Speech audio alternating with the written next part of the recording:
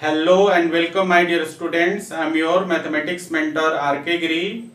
RK ji mathematics में आपका स्वागत है।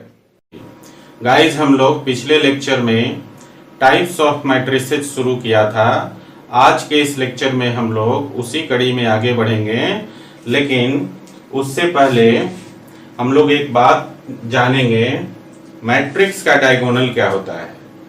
तो गाइस डायगोनल जो है वो सिर्फ स्क्वायर मैट्रिक्स में एग्जिस्ट करता है, इसके अलावा किसी भी मैट्रिसेज में एग्जिस्ट नहीं करता है। और स्क्वायर मैट्रिसेज में दो तरह के डायगोनल्स होते हैं, ठीक है। तो चलिए हम लोग देखते हैं कौन कौन से डायगोनल्स होते हैं स्क्वायर मैट्रिक्स में। तो हमारा टॉपिक है diagonal of A matrix. Guys हम लोग इसे समझने के लिए एक एग्जांपल ले लेते हैं।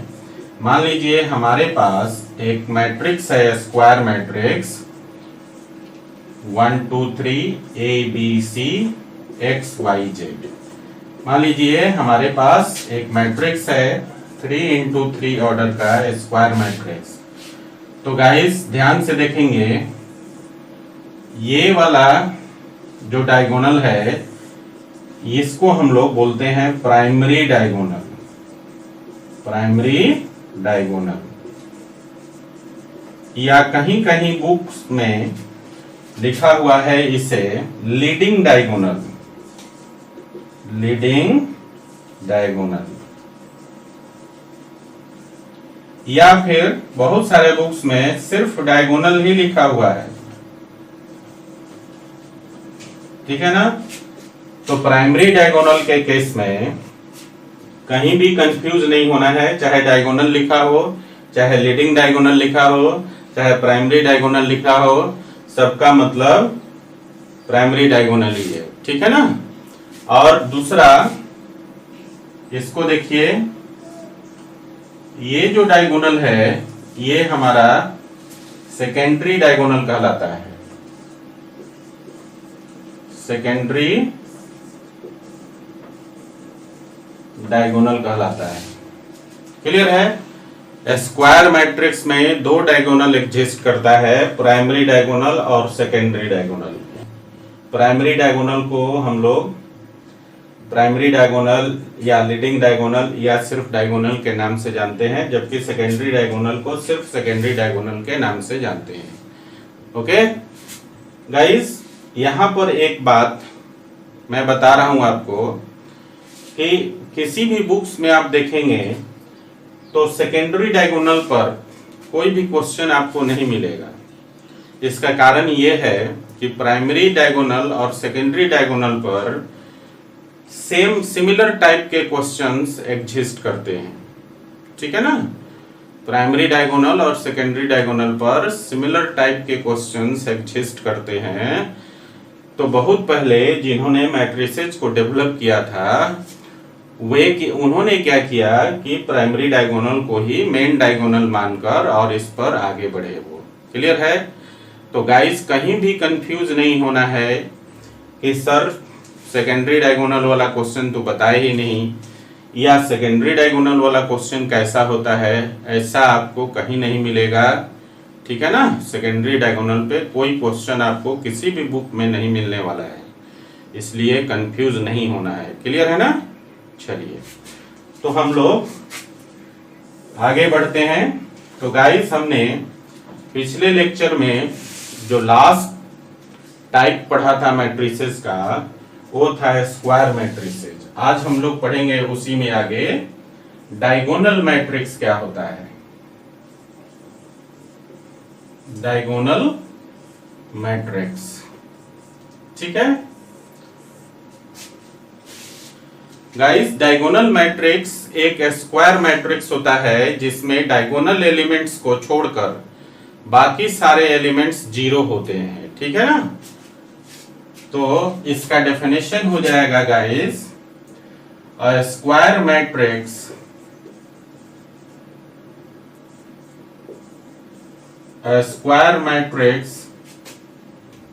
is said to be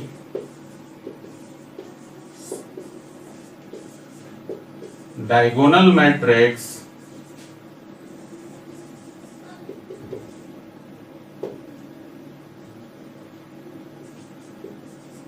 if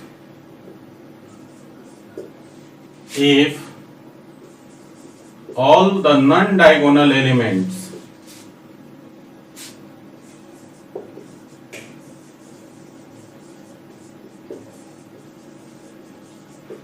are zero. Clear? A square matrix is said to be diagonal matrix if all the non-diagonal elements are zero. Clear है? एग्जाम्पल के लिए देखिए, मान लीजिए हमारे पास एक मैट्रिक्स है 2 into 2 ऑर्डर का स्क्वायर मैट्रिक्स,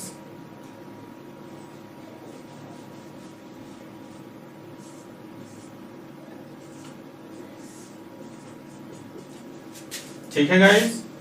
यहां पर देखिए डायगोनल एलिमेंट्स को छोड़कर बाकी जो नॉन डायगोनल एलिमेंट्स हैं वो जीरो है।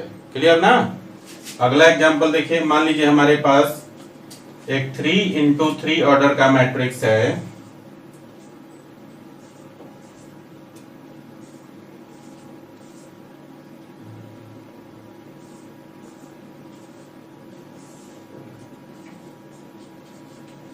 ठीक है। यहां देखिए प्राइमरी डायगोनल को छोड़कर इस मैट्रिक्स में जितने भी एलिमेंट्स हैं वो सब के सब जीरो हैं, ठीक है ना? तो फिर से समझिए, square matrix is said to be diagonal matrix if all the non diagonal elements are zero. Non diagonal elements का मतलब है कि डायगोनल वाले एलिमेंट्स को छोड़कर बाकी सारे एलिमेंट्स जीरो हैं। क्लियर है? सिंबॉलिकली गाइज इसको हम लोग लिखते हैं, देखिए ध्यान से, A is equal to Aij और order n into n order का हो जाएगा, where Aij not equal to zero when I is equal to j। जब कॉलम और रो का लोकेशन सेम होगा तो एलिमेंट का वैल्यू जीरो नहीं होगा, जबकि Aij is equal to zero होगा when I not equal to j, जहां पर कॉलम और रो का लोकेशन इक्वल नहीं होगा, वो सारे के सारे एलिमेंट्स जीरो हो जाएंगे। गाइज ये जो दो पॉइंट्स हैं ये बहुत बार ऑब्जेक्टिव में इससे क्वेश्चन पूछता है। एक मैट्रिक्स दिया रहेगा, ठीक है, बोलेगा कि ये स्क्वायर मैट्रिक्स है, ठीक है ना, तो डायगोनल मैट्रिक्स को सेटिस्फाई करता है, तो इसमें से कौन सा कंडीशन सही होगा, ठीक है। तो सिंबॉलिकली हम लोग लिखते हैं A is equal to Aij n into n मतलब number of rows equal to number of columns, ठीक है ना। Aij not equal to zero when I is equal to j, ठीक है। जब रो और कॉलम की लोकेशन इक्वल हो तो एलिमेंट जो होगा वो जीरो के बराबर नहीं होगा, और जब रो और कॉलम की लोकेशन अनइक्वल हो तो उस कंडीशन में एलिमेंट्स क्या हो जाएगा, जीरो हो जाएगा। जैसे देखिए आप इसको समझने के लिए, ये पहला एलिमेंट है 1 को हम लिख सकते हैं A11। यहां पर देखिए I और J दोनों की वैल्यू सेम है, ठीक है ना। इसी प्रकार से दूसरे एलिमेंट को आप देखिए, इसको हम लोग लिखेंगे A22। यहां पर I और J दोनों का वैल्यू सेम है। इसी प्रकार से ये तीसरा एलिमेंट है, इसको लिखेंगे A33। यहां पर I और J की वैल्यू सेम है। तो यहां पर हमने क्या देखा कि I और J की वैल्यू जब सेम होगी तो एलिमेंट्स क्या होगा, जीरो नहीं होगा, तो डायगोनल एलिमेंट्स जीरो नहीं होंगे। और I और J मतलब रो और कॉलम की लोकेशन सेम सिर्फ डायगोनल एलिमेंट्स में ही होगा। क्लियर है ना। अगर इनको छोड़ दिया जाए डायगोनल एलिमेंट्स को तो किसी भी नॉन डायगोनल एलिमेंट्स में रो और कॉलम की लोकेशन सेम नहीं होगी। जैसे हमने इसको लिया जीरो को, तो ये आपका थर्ड रो और फर्स्ट कॉलम का है, इसको हम लोग लिख सकते हैं A31। तो आपने क्या देखा, रो का लोकेशन 3 है और कॉलम का लोकेशन 1 है, I not equal to J। इसी प्रकार किसी भी एलिमेंट को जो डायगोनल में नहीं है उसमें आप देखेंगे कि I J के बराबर नहीं है। क्लियर है? तो गाइस इसे आप लिख लीजिए और ये 2 पॉइंट्स हमेशा दिमाग में रखेंगे ताकि यहां से जो ऑब्जेक्टिव क्वेश्चन आता है वो ना छूटे। क्लियर है ना? एक बात मैं और बताना चाहता हूं कि डायगोनल मैट्रिक्स को डिनोट करने का तरीका है, देखिए कहीं कहीं बुक्स में ऐसा लिखा हुआ है, जैसे ये वाला मैट्रिक्स है आपका पहला मैट्रिक्स, तो इसको हम लोग जो डिनोट करते हैं वो इस तरह से लिखते हैं कि A is equal to DIAG, diag, ठीक है ना। और बड़ा ब्रैकेट के अंदर इसके डायगोनल एलिमेंट्स को लिखते हैं 1 2 बिना इस तरह से, ठीक है।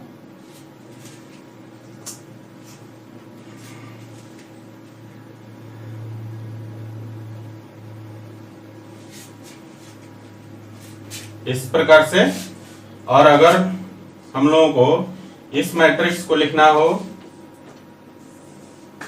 तो इसको हम लोग लिखते हैं गाइस, अगर मैट्रिक्स B को हम लोग लिखें तो इसको लिखते हैं B is equal to DIAG, diag, और बड़ा ब्रैकेट के अंदर इसके डायगोनल एलिमेंट्स को लिखते हैं 1 2 3। तो बहुत सारे बुक्स में डायगोनल मैट्रिक्स को इस तरीके से भी लिखा रहता है, ठीक है ना। तो इस बात को ध्यान देंगे, प्रॉब्लम सॉल्विंग में आपकी मदद करेगा। क्लियर? चलिए अब इसे उतार लीजिए।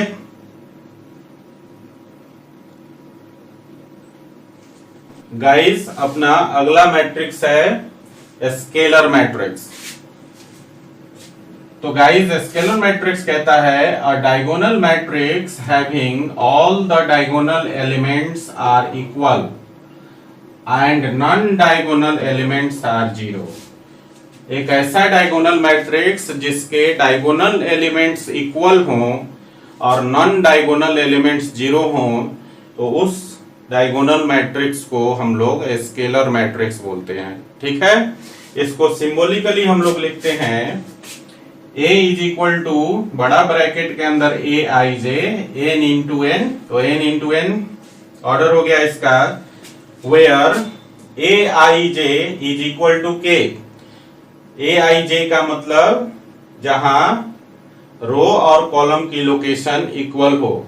रो और कॉलम की लोकेशन डायगोनल मैट्रिक्स में सिर्फ डायगोनल एलिमेंट का इक्वल होता है, ठीक है ना। तो डायगोनल एलिमेंट्स का वैल्यू हमने एक कांस्टेंट K से लिखा है, मतलब सभी डायगोनल एलिमेंट्स का वैल्यू सेम होगा, ठीक है। और नॉन डायगोनल एलिमेंट्स का वैल्यू जीरो होगा, जिनमें रो और कॉलम की वैल्यू सेम नहीं होती है, ठीक है ना। क्लियर है? एग्जाम्पल के लिए हम लोग देखते हैं, मान लीजिए हमारे पास एक मैट्रिक्स A है और इसमें एलिमेंट्स हैं 2 0 0 0 2 0 0 0 2। देखिए यहां ध्यान से, ये जो अपना मैट्रिक्स है 3 इंटू 3 ऑर्डर का डायगोनल मैट्रिक्स है। इसमें जितने भी डायगोनल एलिमेंट्स हैं सब के सब इक्वल है और नॉन डायगोनल एलिमेंट्स जीरो है। क्लियर है? एग्जांपल से एक और दूसरा एग्जांपल देख लीजिए। मान लीजिए एक मैट्रिक्स B है हमारे पास और यहाँ पे हमने ले लिया 5 0 0 0 0 5 0 0 0 0 5 0 एंड 0 0 0 5।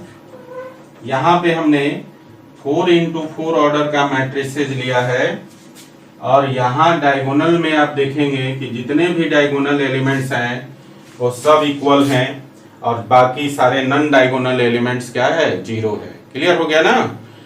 तो एक ऐसा डायगोनल मैट्रिक्स जिसके डायगोनल एलिमेंट्स इक्वल हों और नॉन डायगोनल एलिमेंट्स जीरो हों, तो उस डायगोनल मैट्रिक्स को स्केलर मैट्रिक्स बोलते हैं। क्लियर है बच्चों? चलिए गाइस, अपना अगला मैट्रिक्स है यूनिट और आइडेंटिटी मैट्रिक्स। कौन सा? यूनिट और आइडेंटिटी मैट्रिक्स। ठीक है। A diagonal matrix having all the diagonal elements are equal. All the diagonal elements are equal to 1. ठीक है ना? इसमें जितने भी डायगोनल एलिमेंट्स होते हैं वो सब 1 के बराबर होते हैं। And non diagonal elements are 0। एक बार फिर से समझिए। A diagonal matrix having all the diagonal elements are equal to 1 and non diagonal elements are 0। एक ऐसा डायगोनल मैट्रिक्स जिसमें सभी डायगोनल एलिमेंट्स की वैल्यू 1 के बराबर हो और सभी नॉन डायगोनल एलिमेंट्स 0 हो। ठीक है, उसे हम लोग यूनिट और आइडेंटिटी मैट्रिक्स बोलते हैं। इसको हम लोग सिंबॉलिकली लिखते हैं A इज इक्वल टू बड़ा ब्रैकेट के अंदर A I J N into N order, चूंकि ये स्क्वायर मैट्रिक्स होता है diagonal matrix, where aij is equal to 1।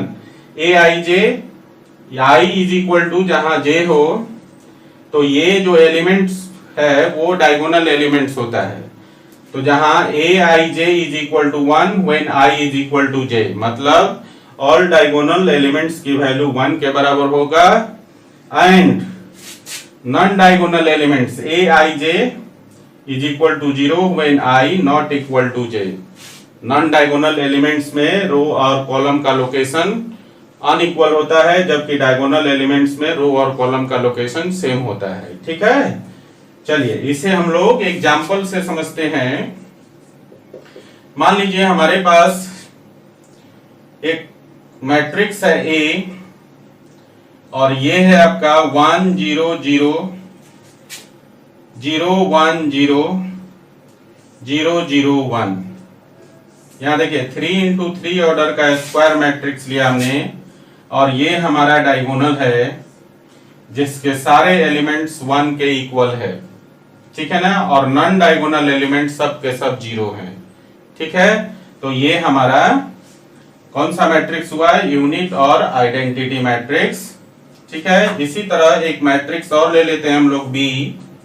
मान लीजिए इसमें एलिमेंट्स है 0, सॉरी मान लीजिए इसमें एलिमेंट्स है 1 0 0 1।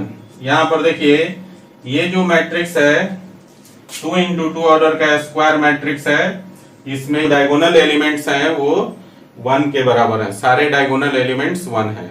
क्लियर ना? तो ऐसा मैट्रिक्स, तो गाइज ऐसा मैट्रिक्स जिसमें सभी डायगोनल एलिमेंट्स का वैल्यू 1 के बराबर हो और सभी नॉन डायगोनल एलिमेंट्स 0 हो, तो उसे हम लोग यूनिट और आइडेंटिटी मैट्रिक्स बोलते हैं। क्लियर? ठीक है गाइज, यहां पर जो हमारे पास दो एग्जांपल्स है मैट्रिक्स ए और matrix B. Matrix A 3 into 3 order का मैट्रिक्स है और मैट्रिक्स बी 2 इंटू 2 ऑर्डर का मैट्रिक्स है। तो हम लोग ए को लिखेंगे I3, ठीक है ना, और बी को लिखेंगे I2। इसका मतलब है कि ए जो है 3 इंटू 3 ऑर्डर का आइडेंटिटी मैट्रिक्स है और बी जो है 2 इंटू 2 ऑर्डर का आइडेंटिटी मैट्रिक्स है। तो इन जनरल हम लोग आइडेंटिटी मैट्रिक्स को IN लिखकर डिनोट करते हैं। समझे ना? IN का मतलब N इंटू N ऑर्डर का आइडेंटिटी मैट्रिक्स। क्लियर? चलिए गाइज, अपना अगला मैट्रिक्स है नल और जीरो मैट्रिक्स। एक ऐसा मैट्रिक्स जिसके सारे एलिमेंट्स 0 हों। एक बार फिर से सुनिए, एक ऐसा मैट्रिक्स जिसके सारे एलिमेंट्स 0 हो, वैसे मैट्रिक्स को नल और जीरो मैट्रिक्स बोलते हैं।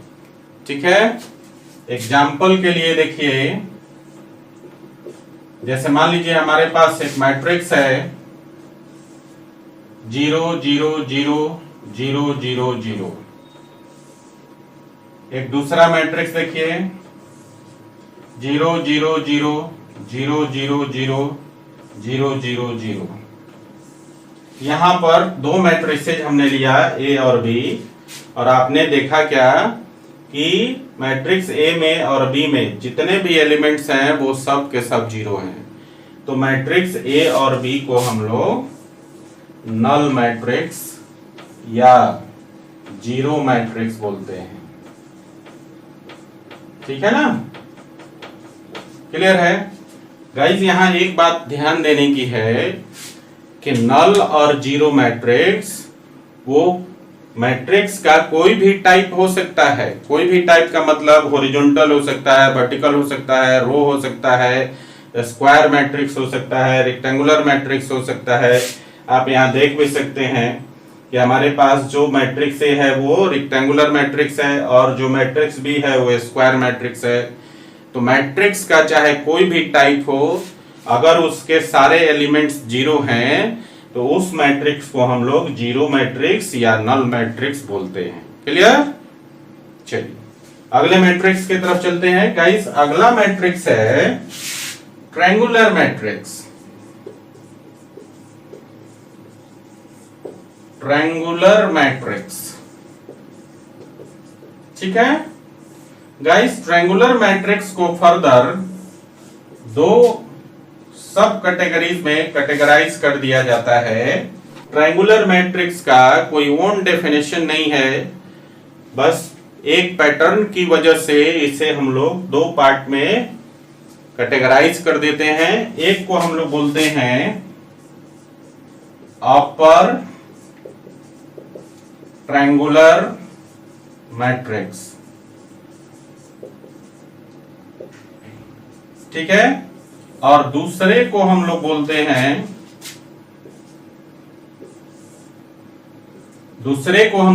हैं लोअर ट्रायंगुलर मैट्रिक्स।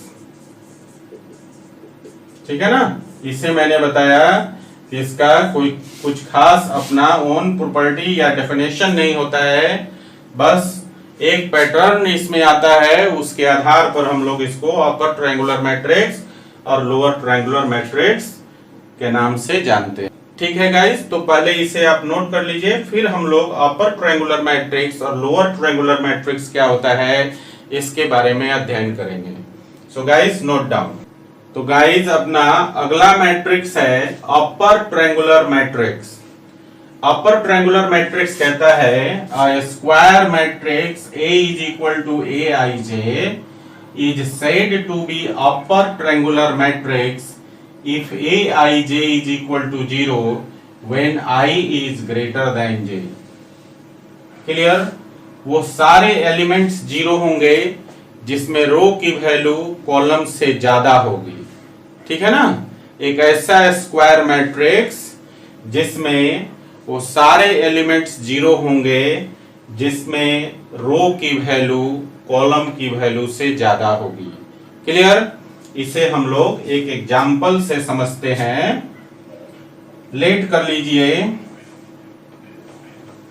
एक मैट्रिक्स है ए अपने पास और ये मैट्रिक्स है आपका 2 0 0 3 4 0 5 6 0 5 6 7। ठीक है। यहां पर देखिए ये डायगोनल है। अब हम लोग देखते हैं कि वो कौन सा एलिमेंट है जिसमें रो की वैल्यू कॉलम से ज्यादा है और वो एलिमेंट जीरो है। चलिए हम लोग जीरो को ही पहले चेक करते हैं। इसको देखिए, इसका लोकेशन हो जाएगा 2 A 2 1। यहां देखिए I की वैल्यू J की वैल्यू से बड़ा है। इसी तरह इसको देखिए, इसका लोकेशन हो जाएगा A 3 1। इसमें I की वैल्यू J से ज्यादा है। इसी तरह से इसको आप देखिए, इसका लोकेशन हो जाएगा A 3 2। इसमें भी i की वैल्यू j से ज्यादा है। समझ में आ रहा है? aij is equal to 0 when i is greater than j। इस कंडीशन में यही तीन एलिमेंट्स होंगे जिनकी वैल्यू 0 होगी, जहां i की वैल्यू j से बड़ा है। ठीक है, तो ऐसे स्क्वायर मैट्रिक्स को हम लोग अपर ट्रायंगुलर मैट्रिक्स कहते हैं। क्लियर है गाइस? यहां एक बात ध्यान देना है, अपर ट्रायंगुलर मैट्रिक्स में जैसा मैंने अभी पीछे बताया कि एक खास प्रकार का पैटर्न होता है जिससे और आसानी से समझा जाता है। तो गाइस, अपर ट्रायंगुलर मैट्रिक्स में जीरो का एक ट्रायंगल बनता है जो डायगोनल के नीचे होता है। ट्रायंगुलर अपर है, लेकिन जो ट्रायंगुलर पैटर्न होता है वो डायगोनल के नीचे होता है। इस बात को समझ लीजिए। देखिए यहां पर अगर इन जीरोज को आप मिलाएं तो एक पैटर्न बनता है ट्रायंगुलर पैटर्न। ठीक है ना, दिख रहा है? जब हम जीरो को मिलाते हैं तो जीरोज एक ट्रायंगुलर पैटर्न बनाता है। इसी पैटर्न की वजह से ट्रायंगुलर मैट्रिक्स बना है, नाम दिया गया है उसका। ठीक है ना, ध्यान देने की बात है कि ट्रायंगुलर मैट्रिक्स अगर अपर ट्रायंगुलर मैट्रिक्स होगा तो ये ट्रायंगुलर पैटर्न डायगोनल के नीचे बनेगा। ठीक है, और ये जो दिया हुआ है ये कंडीशन है जो बहुत बार ऑब्जेक्टिव क्वेश्चन में पूछता है कि अपर ट्रायंगुलर मैट्रिक्स है तो i j में कैसा रिलेशन होगा, i ग्रेटर देन j होगा या i लेस देन j होगा या i इक्वल टू j होगा या इनमें से कोई नहीं होगा।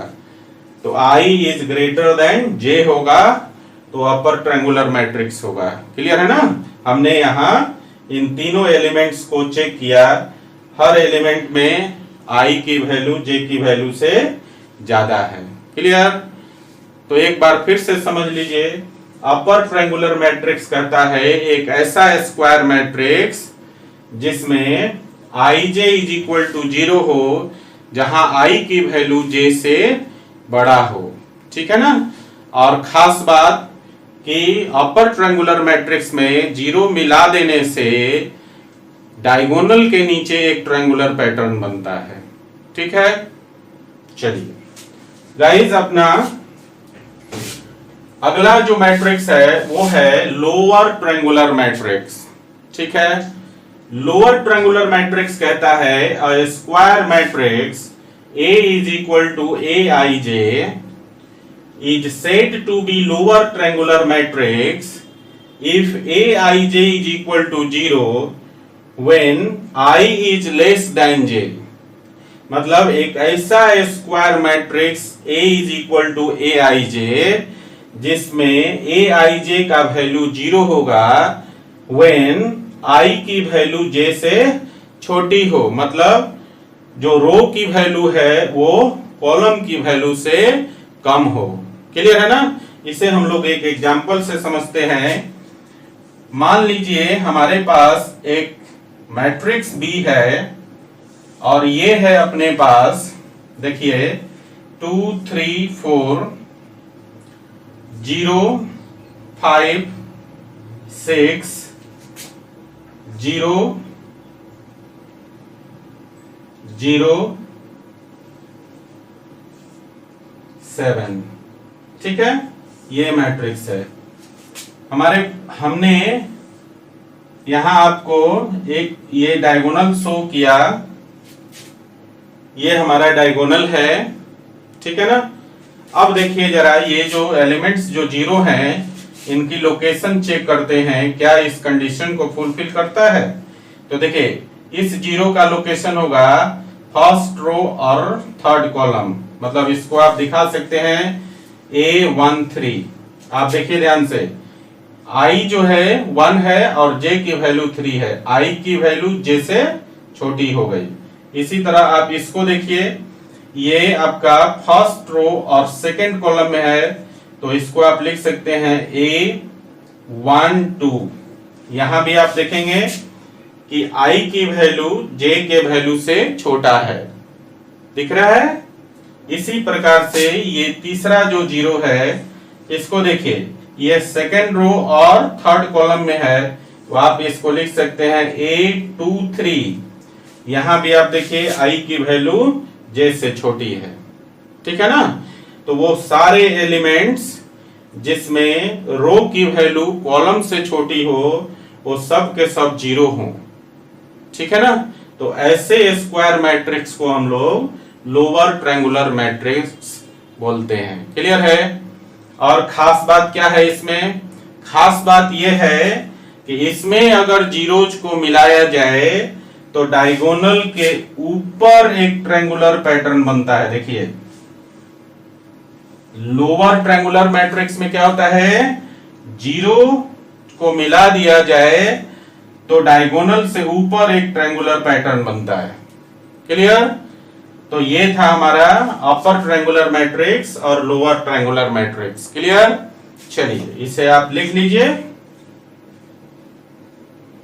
गाइस अब हम लोग ऑपरेशनल मैट्रिसेस पढ़ने जा रहे हैं, लेकिन अभी मैट्रिक्स का टाइप खत्म नहीं हुआ है।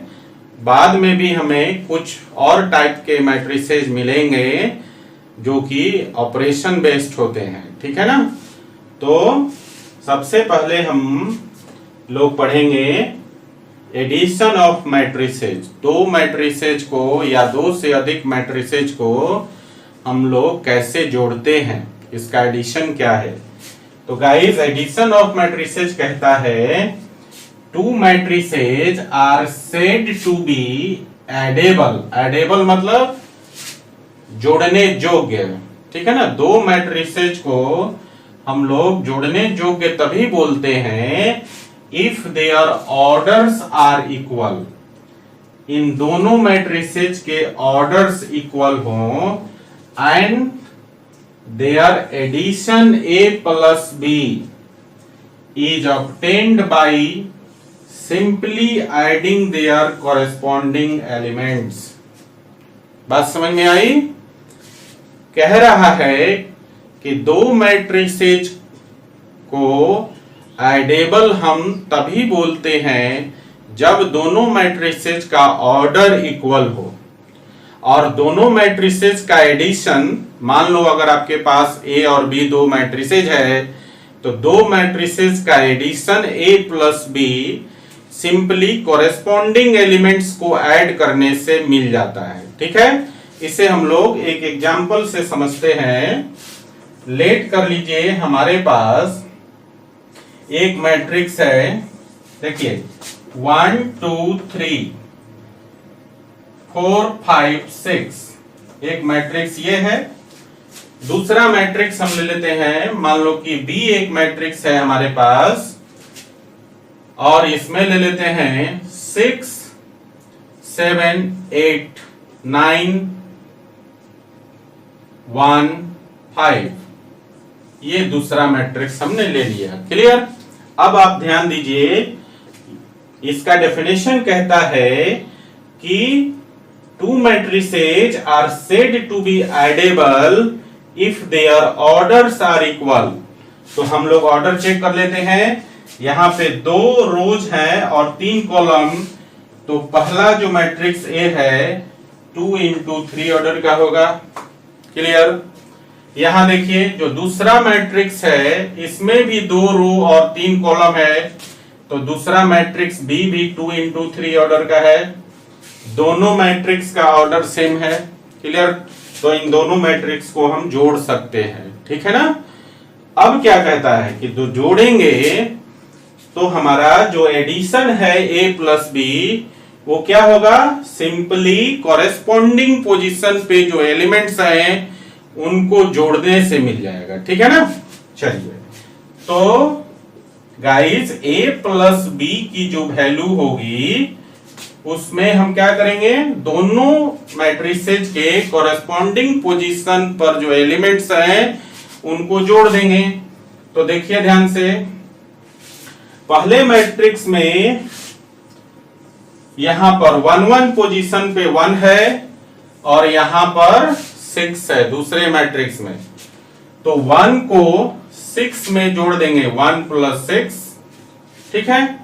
फिर देखिए यहां मैट्रिक्स ए में ये जो 2 है वो 1-2 पोजीशन पे है और 1-2 पोजीशन पर मैट्रिक्स बी में 7 है, तो इसको जोड़ देंगे तो 2 + 7 हो गया।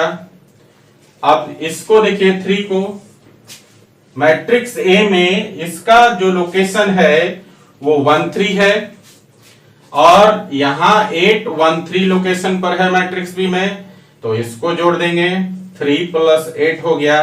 इसी तरह यहां 4 को देखिए, इसका लोकेशन क्या है 2-1 मैट्रिक्स ए में, और यहां 9 को देखिए, इसका लोकेशन क्या है 2-1, इन दोनों को जोड़ देंगे तो 4 + 9 हो गया।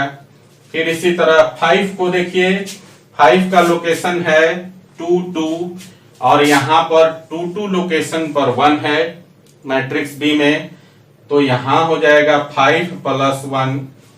अब लास्ट जो एलिमेंट है 6 मैट्रिक्स ए का, इसका लोकेशन है 2-3 और मैट्रिक्स बी में 2-3 लोकेशन पर 5 है, तो हम लोग जोड़ देंगे 5 + 6, तो देयरफॉर ए प्लस जो बी मिलेगा अपना वो हो जाएगा, इनको जोड़ दीजिए 1 + 6 7, 2 + 7 9, 3 + 8 11, 9 + 4 13, 5 + 1 6 और 6 + 5 11। तो this is the addition of two matrices A plus B. Clear? चलिए इसको लिख लीजिए गाइस। अगला टॉपिक है निगेटिव ऑफ अ मैट्रिक्स, मतलब किसी भी मैट्रिक्स का निगेटिव मैट्रिक्स निकालना हो तो क्या करते हैं। तो guys negative of a matrix कहता है if A is a matrix then -a is called negative of matrix A. Clear है? अगर ए कोई मैट्रिक्स है तो -a को उस मैट्रिक्स ए का निगेटिव मैट्रिक्स कहते हैं। ठीक है? And it is obtained by just changing the sign of each element of the matrix A. Clear है? और इसे कैसे प्राप्त किया जाता है? मैट्रिक्स ए के प्रत्येक एलिमेंट का साइन चेंज कर दीजिए तो मैट्रिक्स ए का निगेटिव मैट्रिक्स -a प्राप्त हो जाता है। इसे हम लोग एग्जाम्पल से समझते हैं गाइस। लेट कर लेते हैं, हमारे पास एक मैट्रिक्स ए है और ये है 1 -5 3 2 0 -4। ये हमारे पास एक मैट्रिक्स ए है। ठीक है? तो देयरफॉर हम लोग -a निकालेंगे तो क्या करेंगे? -a निकालने के लिए मैट्रिक्स ए में जितने भी एलिमेंट्स हैं इन सब के साइन को चेंज कर देना है। मतलब जो पॉजिटिव है उसको नेगेटिव कर देना है और जो नेगेटिव है उसको पॉजिटिव कर देना है। तो 1 पॉजिटिव है तो -1 हो जाएगा, 5 नेगेटिव है तो +5 हो जाएगा, 3 पॉजिटिव है तो -3 हो जाएगा, 2 पॉजिटिव है तो -2 हो जाएगा, और 0 के साथ कोई साइन नहीं होता है। 0 is neither negative nor positive, and 4 negative है तो +4 हो जाएगा। ठीक है?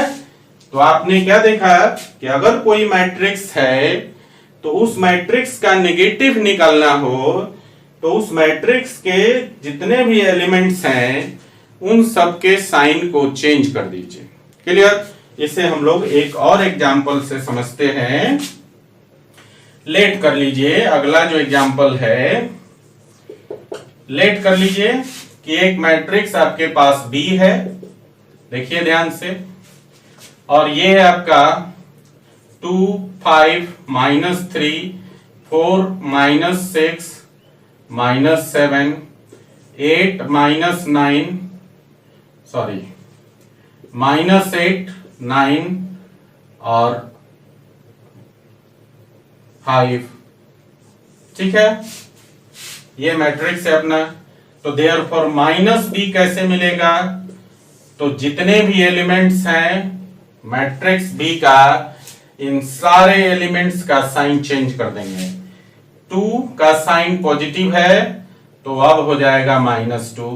5 का साइन पॉजिटिव है तो -5 हो जाएगा। 3 का साइन नेगेटिव है तो +3 हो जाएगा। 4 का साइन पॉजिटिव है तो -4 हो जाएगा। 6 का साइन नेगेटिव है तो +6 हो जाएगा। 7 का साइन नेगेटिव है तो +7 हो जाएगा। 8 का साइन नेगेटिव है तो +8 हो जाएगा। 9 का साइन पॉजिटिव है तो -9 हो जाएगा। और 5 का साइन पॉजिटिव है तो -5 हो जाएगा। क्लियर है बच्चों?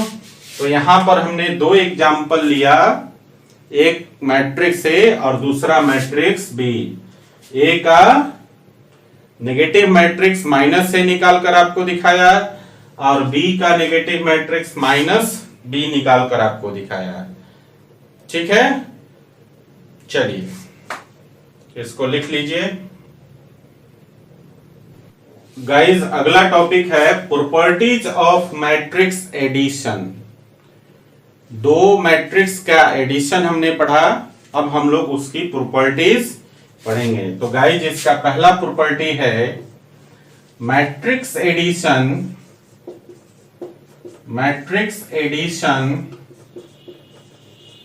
is commutative, that is a plus b is equal to b plus a। ठीक है, a में b को जोड़िए चाहे b में a को जोड़िए, रिजल्ट सेम होगा। इस प्रॉपर्टी को हम लोग कम्यूटेटिव प्रॉपर्टी बोलते हैं और मैट्रिक्स कम्यूटेटिव प्रॉपर्टी को फॉलो करता है। क्लियर? अगला प्रॉपर्टी है मैट्रिक्स एडिशन इज एसोसिएटिव,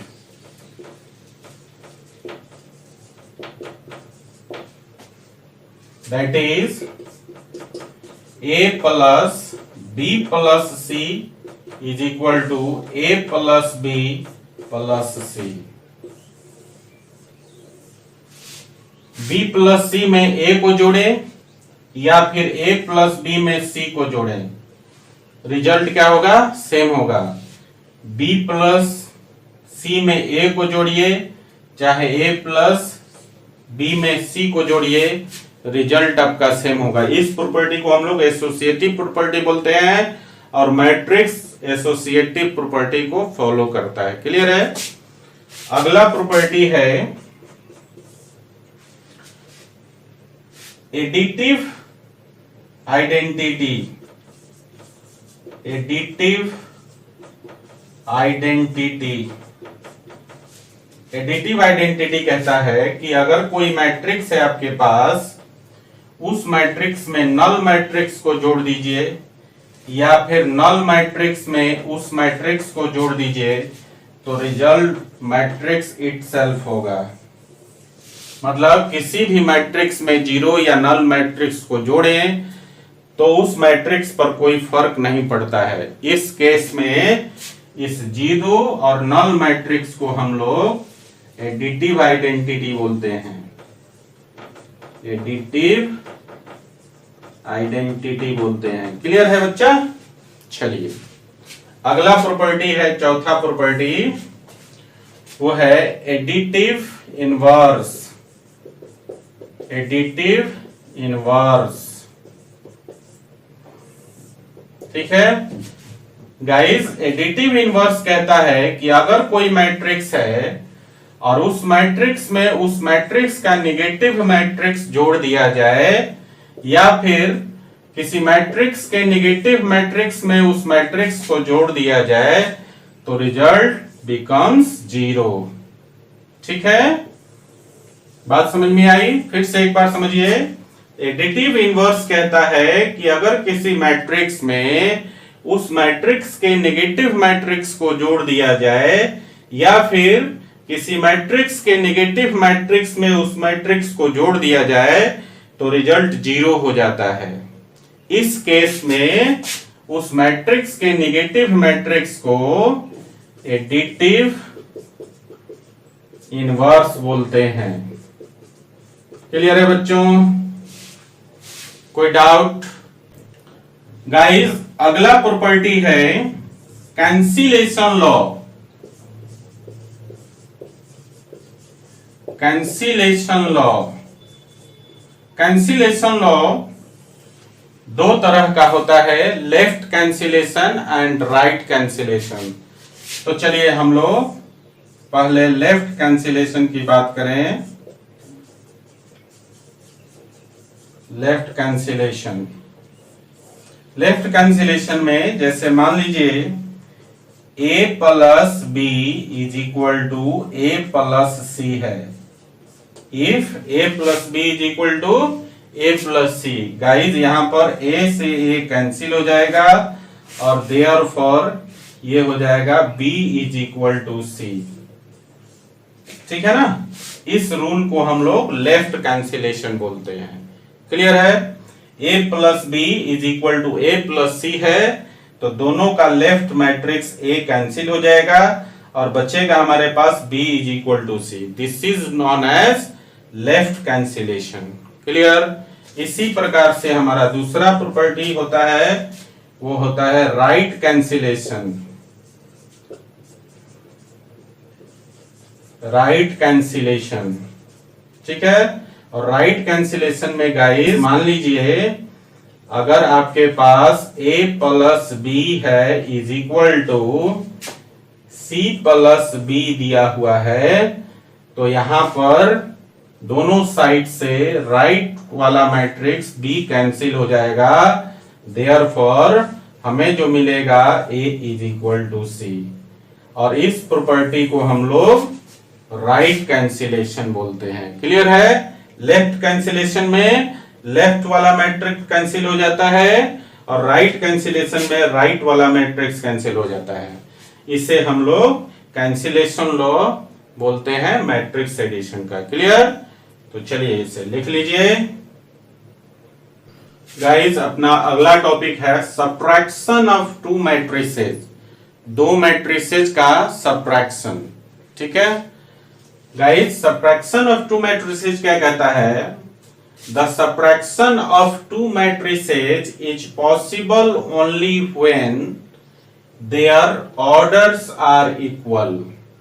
दो मैट्रिसेस का सब्ट्रैक्शन पॉसिबल तभी है जब दोनों का ऑर्डर इक्वल हो, and the subtraction is obtained by just subtracting their corresponding elements। और सब्ट्रैक्शन पॉसिबल कैसे है? दोनों मैट्रिक्स के कॉरेस्पॉन्डिंग लोकेशन पर जो एलिमेंट्स हैं उनको आपस में सब्ट्रैक्ट कर दीजिए, तो दो मैट्रिक्स का सब्ट्रैक्शन निकल जाएगा। ठीक है? चलिए इसे हम लोग एक एग्जांपल से समझते हैं। मान लीजिए हमारे पास एक मैट्रिक्स है A और A में एलिमेंट है 10, 12, 13, 5, 7, 9। ठीक है? एक मैट्रिक्स B ले लेते हैं हम लोग और यहां पर है 12, 11, 15, 9, 8, 14। ये दो मैट्रिसेज है हमारे पास। ठीक है? सबसे पहला काम, ये दोनों को सब्ट्रैक्ट कर सकते हैं कि नहीं कर सकते हैं, उसको चेक करने के लिए हम लोग दोनों का ऑर्डर चेक करते हैं। ठीक है ना? यहां देखिए मैट्रिक्स ए में 2 रो है और 3 कॉलम है, तो 2 into 3 ऑर्डर का मैट्रिक्स होगा मैट्रिक्स ए। और मैट्रिक्स बी में भी 2 रोज हैं और 3 कॉलम्स हैं, तो मैट्रिक्स बी भी 2 into 3 ऑर्डर का होगा। तो गाइज यहां पर आपने क्या देखा कि मैट्रिक्स ए और मैट्रिक्स बी दोनों का ऑर्डर इक्वल है, तो हम लोग इन दोनों को सब्ट्रैक्ट कर सकते हैं। ठीक है ना? चलिए अब सब्ट्रैक्ट करते हैं। तो सब्ट्रैक्ट कैसे करना है guys? Therefore a minus B, ये दोनों का सब्ट्रैक्शन है। ठीक है ना? और सब्ट्रैक्ट करने के लिए क्या करना है? Subtracting their corresponding element, same location पे जो कॉरेस्पॉन्डिंग एलिमेंट्स हैं उनको सब्ट्रैक्ट कर देना है। तो देखिए यहां पर 10 और 12 का लोकेशन सेम है, तो 10 में से 12 को घटाएंगे क्या हो जाएगा 10 माइनस 12। इसी तरह यहां देखिए 12 और 11 का लोकेशन सेम है, तो 12 माइनस 11 करेंगे, 12 माइनस 11। फिर 13 और 15 का लोकेशन सेम है, 13 और 15, तो हो जाएगा 13 माइनस 15। फिर से देखिए 5 और 9 का लोकेशन सेम है, तो लिखेंगे 5 माइनस 9। फिर देखिए 7 और 8 का लोकेशन सेम है, तो लिखेंगे 7 माइनस 8। एंड लास्ट 9 और 14 का लोकेशन सेम है, 9 और 14 का लोकेशन सेम है, तो लिखेंगे 9 माइनस 14। क्लियर है बच्चों? चलिए इसको सब्ट्रैक्ट कर लेते हैं। तो 10 माइनस 12 कितना हो जाएगा? -2। 12 माइनस 11 कितना हो जाएगा? 1। 13 माइनस 15 -2। 5 माइनस 9 -4। 7 माइनस 8 -1 और 9 माइनस 14 -5। क्लियर है? तो ये आपका दो मैट्रिसेस ए और बी का सब्ट्रैक्शन हो गया। क्लियर है बच्चों? ओके गाइस, आप लोग अब जो है एनसीईआरटी का एक्सरसाइज 3.2 में कुछ क्वेश्चंस बना सकते हैं। इसे नोट कर लीजिए। क्वेश्चन नंबर 1 का first and second, question number 2 का 1 से लेकर 4 तक, और question number 4 and question number 7। ये जो क्वेश्चंस हैं एक्सरसाइज 3.2 में अब आप बना सकते हैं। तो आप क्या करेंगे? सबसे पहले आज के लेक्चर को आप रिवीजन कर लीजिए, ठीक है ना, अच्छी तरह से समझ लीजिए। उसके बाद ये जो क्वेश्चंस हमने यहाँ लिस्ट किया है, इस क्वेश्चंस को आप अटेम्प्ट करेंगे, बनाएंगे। अगर किसी प्रकार का कोई डाउट होगा तो नेक्स्ट लेक्चर में उसे क्लियर कर दिया जाएगा। Okay guys, thank you for watching. Thanks for watching. Keep in touch. Do like, share and subscribe.